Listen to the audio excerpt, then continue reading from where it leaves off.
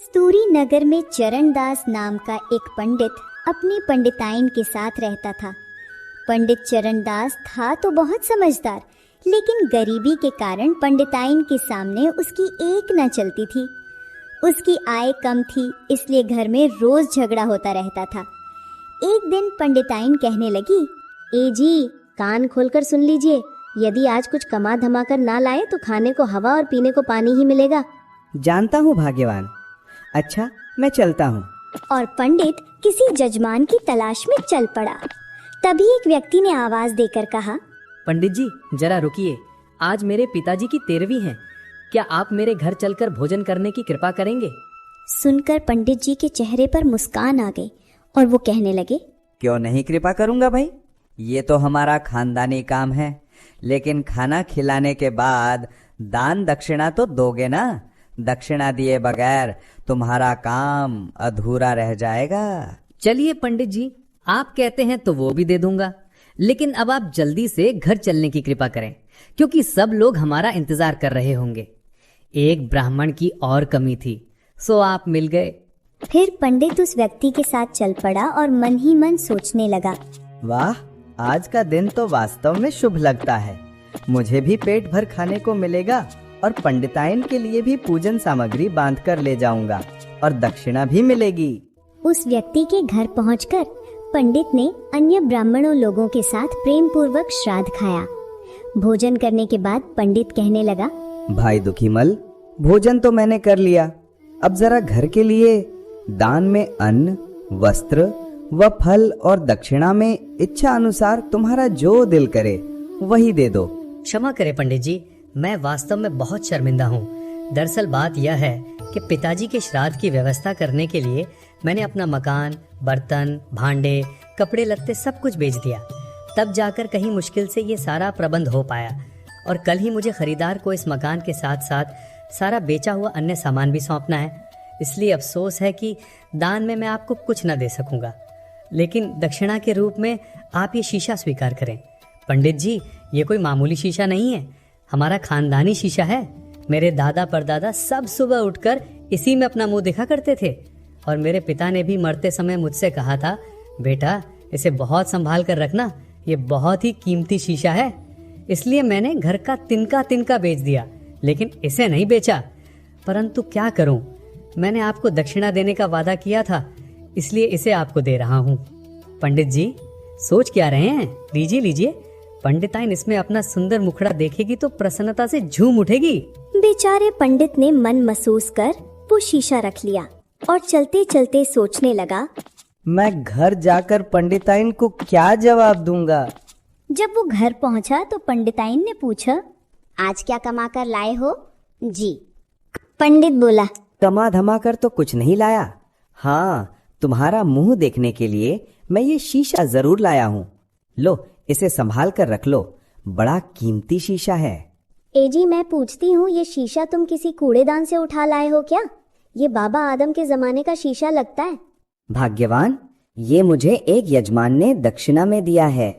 फिर पंडित ने पंडिताइन को सारी बात बता दी।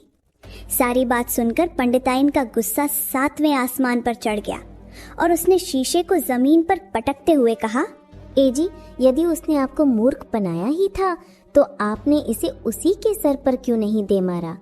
इसे मेरे सर पर मारने के लिए घर में क्यों ले आए? सत्यानाश हो उस कलमुहे का। लेकिन शीशे के चकनाचूर होते ही उसमें से धुआं निकलने लगा। तभी एक जिन्न उनके सामने खड़ा हो गया, जिसे देखकर वे दोनों डरने लगे और कहने लगे, अरे बाप रे बाप, भूत भूत, भागो वरना ये हमें मार डालेगा। फिर जिन बोला, अरे ठहरो मेरे मेहरबानों, ये तुम दोनों मुझसे भयभीत होकर कहाँ भागे जा रहे हो? मुझसे डरने की कोई जरूरत नहीं है। मैं तुम्हें कोई नुकसान पहुंचाने नहीं आया, बल्कि मैं तो तुम लोगों का एहसानमंद हूँ जो तुमने मुझे शीशे की कैद से आजाद कराया। जिनकी बात सुनकर पंडित पंडिताइन का भय कुछ कम हुआ। पंडित बोला, तो तुम कौन हो भाई, और शीशे के टूटते ही हमारे घर में धुआं बनकर कहां से आ गए? मैं जिन हूँ। मुझे एक दुष्ट जादूगर ने सताने के लिए इस शीशे में कैद कर दिया था। लेकिन आज तुमने इस शीशे को तोड़कर मुझे आजाद कर दिया है। मैं तुम लोगों का ये उपकार कभी नहीं भूल पाऊंगा। मेरे लायक कोई सेवा हो तो कहो। सेवा की बात सुनकर पंडित पंडिताइन के चेहरे प्रसन्नता से खिल उठे।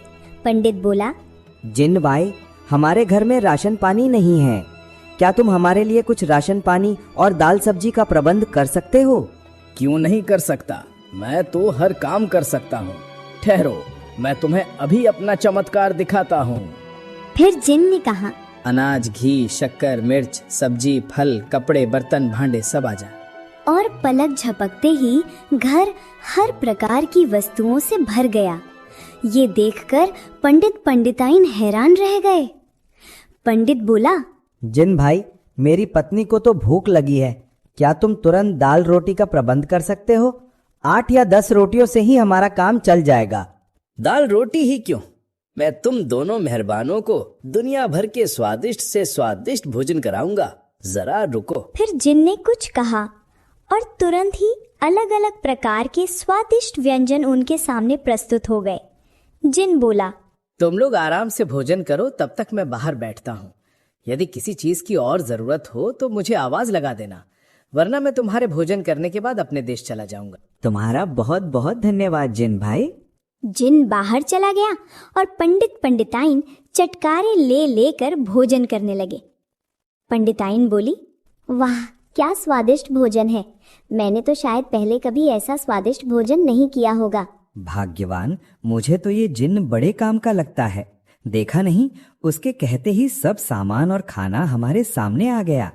हमें इसे किसी भी कीमत पर जाने से रोकना होगा। हाँ स्वामी, हमें ऐसा ही करना चाहिए। खाना खाने के बाद पंडित ने जिन को आवाज लगाकर कहा, जिन भाई, कहाँ हो तुम? हमने भोजन कर लिया है।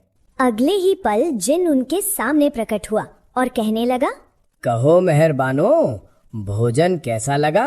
बहुत अच्छा जिन भाई, ऐसा स्वादिष्ट भोजन तो हमने जीवन में पहली बार खाया है। मेहरबानो, मेरे लिए और कोई सेवा हो तो कहो, वरना मैं चलता हूँ। सेवा तो और कोई नहीं है जिन भाई, लेकिन एक प्रार्थना है। यदि तुम हमारे पास रुक जाओ तो हम तुम्हारा एहसान जीवन भर नहीं भूलेंगे। मेहरबानो, ये काम बड़ा मुश्किल है, रुकने के लिए मैं क्षमा चाहता हूँ। कोई और सेवा हो तो कहो। जिन भाई, अभी तो तुम कह रहे थे कि तुम्हारे लिए कोई भी काम मुश्किल नहीं है, फिर हमारे पास ठहरने में तुम्हें क्या मुश्किल है? मेहरबानो, मुझे तो कोई मुश्किल नहीं है, लेकिन मेरे रहने से तुम्हें जरूर मुश्किल हो जाएगी, क्योंकि मैं जहाँ रहता हूँ वहाँ एक शर्त पर रहता हूँ, और मैं इसी शर्त पर तुम्हारे पास रह सकता हूँ कि तुम मुझे एक काम निपटाने के बाद तुरंत दूसरा काम दे दोगे, क्योंकि मैं एक क्षण भी खाली नहीं बैठ सकता, हर समय काम में लगा रहना चाहता हूँ। पंडित बोला, अरे भाई, ये कौन सी मुश्किल बात है? हमारे पास तो इतना काम है कि तुम जीवन भर भी नहीं निपटा सकोगे। हमें तुम्हारी ये छोटी सी शर्त मंजूर है। एक बार फिर सोच लो मेहरबानो, यदि तुम्हारे पास रहते हुए मैं एक क्षण के लिए भी खाली रहा तो मेरा दिमाग खराब हो जाएगा और मैं तुम दोनों को ही साबुत का साबुत निगल जाऊंगा। यदि मैं तुम्हारा कोई काम नहीं कर सका तो फिर ये तुम्हारी इच्छा पर निर्भर रहेगा कि तुम मुझे रखो या निकाल दो, इसलिए अच्छी तरह से सोच लो। वे दोनों बोले, हमने अच्छी तरह से सोच लिया है जिन भाई, ना तुम खाली रहोगे और ना ही ऐसी नौबत आएगी। बस तुम हमारे पास रह जाओ, यहाँ तुम्हें काम की कोई कमी नहीं होगी। सब ठीक है, मैं तुम्हारे यहाँ रुक जाता हूँ। अब तुम फौरन मेरे लिए कोई काम बताओ। ये सुनकर पंडित पंडिताइन बहुत प्रसन्न हुए। फिर पंडिताइन बोली, सुनो, सबसे पहले तुम घर की साफ सफाई कर दो, हर वस्तु को उसकी जगह पर व्यवस्थित रख दो। चलो जी, जब तक कि घर का काम निपटाता है हम लोग थोड़ी देर आराम कर लेते हैं। बिल्कुल बिल्कुल, इस जिन भाई के रहते हुए तो अब हमें कोई काम करने की जरूरत ही नहीं है, आराम ही आराम करेंगे। चलो भाग्यवान। लेकिन अभी उन्होंने दूसरे कमरे में जाने के लिए एक कदम ही बढ़ाया था कि जिन वहां पहुंचकर कहने लगा, लो मेहरबानो, पूरा काम निपट गया, साफ सफाई भी हो गई और सारा सामान भी सही जगह पर ढंग से रख दिया है। अरे वाह, क्या बात है। पंडित बोला, सुनो जिन भाई, अभी बहुत काम पड़ा है, तुम पहले बाहर जाकर घर के आसपास की जगह की साफ सफाई करके हरी हरी घास बो दो और फिर आकर तीसरा काम समझना। बहुत अच्छा मेहरबानो। जिन बाहर चला गया और पंडित पंडिताइन दूसरे कमरे में अपने अपने बिस्तरों पर जा बैठे। पंडित बोला, आखिर भगवान ने हमारी सुन ही ली जो उसने इस मायावी जिन को हमारे पास मदद के लिए भेज दिया। सच कहते हो जी, ना तुम शीशा लाते और ना हमें ये जिन मिलता। अब तो हमारे घर में किसी वस्तु की कोई कमी नहीं रहेगी।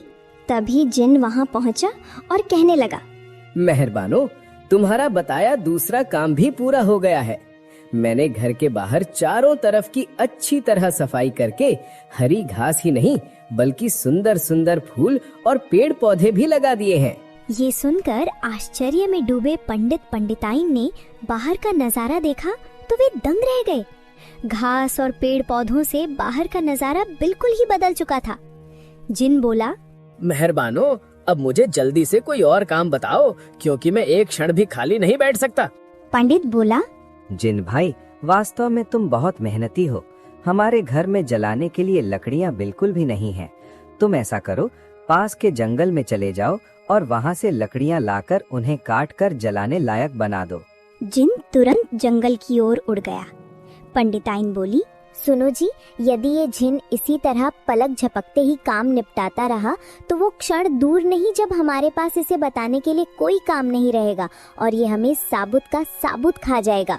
भाग्यवान, तुम नाहक ही परेशान हो रही हो। अभी तो मेरे पास इतने काम हैं कि वो इस जीवन में तो क्या, दूसरे जीवन में भी नहीं निपटा पाएंगा। जिन उड़ता हुआ जंगल में पहुंचा और उसने झटपट कई पेड़ जड़ समेत उखाड़ लिए। पेड़ उखाड़ने के बाद उसने उनकी पत्तियां अलग की और साबुत पेड़ों के गट्ठर उठाकर और कुल्हाड़ी से लकड़ियां काटने लगा। कुछ ही क्षणों में वहां उसने लकड़ियों का ढेर इकट्ठा कर दिया। इधर बेचारे पंडित पंडिताइन अभी एक झपकी भी नहीं ले पाए थे कि जिन उनके सर पर जा पहुंचा और कहने लगा, मेहरबानो, मैंने जलाने के लिए इतनी लकड़ियां इकट्ठी कर दी हैं कि वर्षों तक खत्म नहीं होगी। अब मुझे अगला काम बताओ। दोनों ने बाहर निकलकर देखा तो वास्तव में ही जिन ने लकड़ियों का इतना बड़ा ढेर लगा दिया था कि वो कई वर्षों तक खत्म नहीं होगा। जिन बोला, मेहरबानो, जल्दी से मुझे अगला काम बताओ। पंडित बोला, सुनो जिन भाई, हमारे पास एक छोटा सा बंजर खेत है।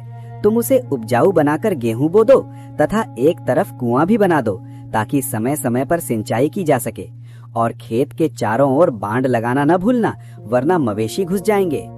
बिल्कुल नहीं भूलूंगा मेहरबानो। ये कहकर जिन अपना काम करने चला गया।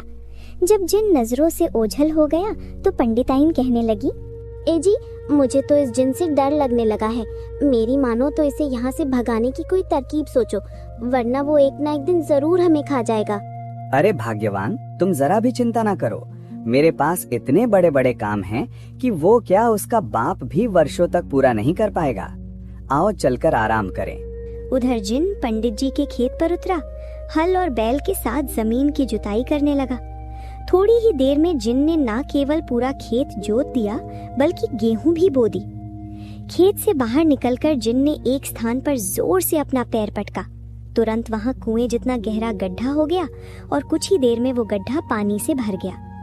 बेचारे पंडित पंडिताइन अभी चैन की एक नींद भी नहीं ले पाए थे कि जिन फिर उनके सर पर हाजिर हो गया और कहने लगा, मेहरबानो, खेत का सारा काम हो गया है। खेत भी जुत गए हैं और कुआं भी खुद गया है। अब मुझे अगला काम बताओ। पंडित बोला, जिन भाई, आओ बाहर चलें, फिर मैं तुम्हें अगला काम बताता हूँ। बाहर पहुंचकर पंडित कहने लगा, देखो जिन भाई, वो जो सामने पहाड़ियां दिखाई दे रही हैं, वहां तुम्हें हमारे लिए आलीशान महल तैयार करना है। एक ऐसा महल जिसमें धन दौलत नौकर चाकर सब कुछ हो, लेकिन उसके आसपास वो पहाड़ियां ना हो। चिंता ना करो मेहरबानो, जैसा कहा है वैसा ही होगा। और फिर जिन अपना काम करने चला गया। पंडित बोला, देखा भाग्यवान, इस बार मैंने उसे कितना मुश्किल काम बताया है। मुझे विश्वास है कि अब वो हफ्तों तक हमें परेशान नहीं करेगा। स्वामी, भगवान करे ऐसा ही हो। न जाने मुझे क्यों ऐसा लग रहा है कि ये बला हमारी जान लेकर ही पीछा छोड़ेगी। लेकिन बिस्तर पर बैठकर उन्होंने अभी चैन की एक सांस ही ली थी कि जिन फिर उनके सामने हाजिर हो गया और कहने लगा, मेहरबानो, सेवक फिर सेवा के लिए हाजिर है। तुम्हारे कहे मुताबिक महल तैयार हो गया है, अब कोई और काम बताओ। ये सुनकर पंडित को विश्वास नहीं हुआ। वो अपनी पत्नी के साथ बाहर निकला। उसने देखा कि जिन ने सचमुच ही पहाड़ों को काट कर एक सुंदर सा महल तैयार कर दिया है। पहाड़ों को काटना बहुत ही मुश्किल होता है, लेकिन फिर भी जिन ने इस कठिन कार्य को कुछ ही पलों में कर दिया था। जिन बोला, मेहरबानो, अब तो तुमको विश्वास हो ही गया होगा। अब जल्दी से मुझे फिर कोई और काम बताओ, मैं एक पल भी खाली नहीं रह सकता। पंडित बोला, अरे जिन भाई, पहले हमें हमारे महल में तो ले चलो, हम भी तो देखें आखिर महल के भीतर तुमने क्या इंतजाम किया है। तो आओ मेहरबानो, तुम दोनों मेरे एक एक हाथ पर बैठ जाओ, मैं अभी तुम्हें महल के अंदर ले चलता हूँ। और उन दोनों के हाथ पर बैठते ही जिन उन्हें लेकर महल की ओर उड़ चला। पंडित सोचने लगा, अब तो इसे कोई ऐसा काम बताना होगा जो बहुत ही मुश्किल हो, वरना पंडिताइन का कहना सच हो जाएगा। वास्तव में इस बला को पालकर हमने स्वयं अपने प्राणों को संकट में डाल लिया है। महल के भीतर पहुंचकर पंडित और पंडिताइन ने महल का निरीक्षण किया। जिन ने वास्तव में वहां सुख सुविधाओं एवं जरूरत की हर वस्तु जुटाने के साथ साथ नौकर चाकर और दास दासियों का भी प्रबंध कर दिया था। महल को देखकर पंडित पंडिताइन बहुत प्रसन्न हुए। पंडित कहने लगा, वाह, मजा आ गया, अब मैं किसी राजा से कम नहीं हूँ। और पंडिताइन बोली, मैं भी किसी रानी से कम नहीं हूँ। तभी जिन बोला, मेहरबानो, मुझे जल्दी से कोई काम बताओ, वरना मैं तुम्हें खा जाऊंगा। हाँ हाँ जिन भाई, अभी कोई काम बताते हैं, आप क्रोधित ना हो। पंडित ने फिर उसे एक काम बता दिया। इसी तरह जिन क्षण प्रतिक्षण काम मांगता रहा और पूरा काम करता रहा। पंडित उसे मुश्किल से मुश्किल काम बताता, लेकिन जिन उसे क्षण भर में ही पूरा करके वापस लौट आता। किसी तरह वो रात बीती, अगला दिन बीता और दूसरी रात होने को आई। अब जब पंडित और पंडिताइन को ऐसा लगा कि अब उनके पास जिन को देने के लिए कोई काम नहीं रहा है, तो उनके पसीने छूटने लगे। वो दोनों जिन से पीछा छुड़ाने का उपाय सोचने लगे। कुछ देर तक सोचते रहने के पश्चात पंडिताइन प्रसन्नता से बोल उठी, आहा हा, आ गया एक उपाय उस बला से छुटकारा पाने का। भाग्यवान, जरा मुझे भी तो बताओ कि तुमने ऐसी क्या तरकीब सोची है। लेकिन इससे पहले कि पंडिताइन पंडित को अपनी तरकीब बता पाती, जिन वहाँ हाजिर हो गया और कहने लगा, मेहरबानो, अब मुझे अगला काम बताओ। तुम तो जानते ही हो जिन भाई कि मेरे पति पंडित है और इन्हें अपनी पंडिताई के लिए सारे ग्रहों, नक्षत्रों व उपग्रहों का हिसाब किताब रखना पड़ता है। जिन बोला, बिल्कुल, इसके बगैर तो इनका काम ही नहीं चल सकता। तो सुनो जिन भाई, आज की रात आकाश में सारे नक्षत्र, ग्रह व उपग्रहों के साथ साथ गण भी दिखाई देने वाले हैं। एक साधारण मनुष्य तो उन गणों का हिसाब किताब नहीं रख सकता, लेकिन क्योंकि तुम सब काम कर सकते हो, इसलिए आज रात तुम ही उन सब का हिसाब किताब रखो। सुबह तुम्हें हमें ये बताना है कि रात में कितने तारे निकले, कितने ओझल हुए, कितने ग्रह, उपग्रह, नक्षत्र और गण दिखाई दिए। मेहरबानो, ये कौन सा मुश्किल काम है, तुम निश्चिंत होकर आराम करो, तुम्हारा ये काम भी सुबह तक हो जाएगा। अच्छा, अब मैं छत पर चलता हूँ ताकि अभी से आकाश पर नजर रख सकूं। जिन के वहाँ से जाने के बाद पंडित कहने लगा, वाह पंडिताइन, तुमने तो वास्तव में कमाल कर दिया। कम से कम रात भर तक के लिए तो इससे छुटकारा मिल ही गया। स्वामी, रात भर के लिए ही नहीं, तुम देखना कल सुबह हमें इससे हमेशा हमेशा के लिए ही छुटकारा मिल जाएगा। उसके बाद दोनों पति पत्नी चैन की नींद सो गए। उधर जिन महल की छत पर जाकर लेट गया और आकाश पर नजर रखने लगा। रात अधिक नहीं हुई थी, इसलिए पहले तो कुछ तारे दूर दूर निकले, लेकिन जैसे जैसे रात गहरी होती गई, आकाश में तारे ही तारे दिखाई देने लगे। चांद के साथ साथ कुछ और भी नक्षत्र दिखाई देने लगे। बेचारे जिन ने काफी रात तक आकाश में निकले तारों, चांद, ग्रहों व उपग्रहों की गिनती करने की कोशिश की, लेकिन हर बार उसकी गिनती गड़बड़ा जाती थी और वो फिर शुरू से गिनना शुरू करता था। वो जिन था तो क्या हुआ, भला तारों की गिनती करना कोई आसान काम नहीं था। गिनती करते करते वो इतना अलसा गया कि रात्रि के तीसरे पहर ही उसके तेज खर्राटे चारों ओर गूंजने लगे। अगले दिन सुबह होने पर पंडित और पंडिताइन ने जिन को जगाते हुए कहा, जिन भाई उठो, देखो सूरज निकल आया है। जिन सोचने लगा, क्या मैं रात में सो गया था? ये कैसी अनहोनी हो गई? जिन भाई, ये बताओ कि क्या तुमने तारों व अन्य ग्रहों का हिसाब किताब रखा? जरा बताना तो, उनकी संख्या किस किस दिशा में कितनी थी? माफ करना मेहरबानो, मैं तुम्हारा ये काम नहीं कर सका। मैंने कोशिश तो बहुत की थी, लेकिन हर बार गड़बड़ हो जाती थी। फिर पता नहीं कब मेरी आंख लग गई। पंडिताइन बोली, अरे जिन भाई, अब पता नहीं कितने सालों बाद ऐसा दिन आएगा जब सारे नक्षत्र एक साथ आकाश में दिखाई देंगे। तुम्हारे जरा से आलस्य ने ये सुनहरा अवसर हमारे हाथ से निकाल दिया। मुझे दुख है मेहरबानो कि मैं आपका ये काम नहीं कर सका। जाओ, निकल जाओ यहाँ से। हमें तुम जैसे लापरवाह जिन की कोई जरूरत नहीं है। बड़े आए थे हर काम करने वाले, कहते थे मैं एक क्षण भी खाली नहीं बैठ सकता।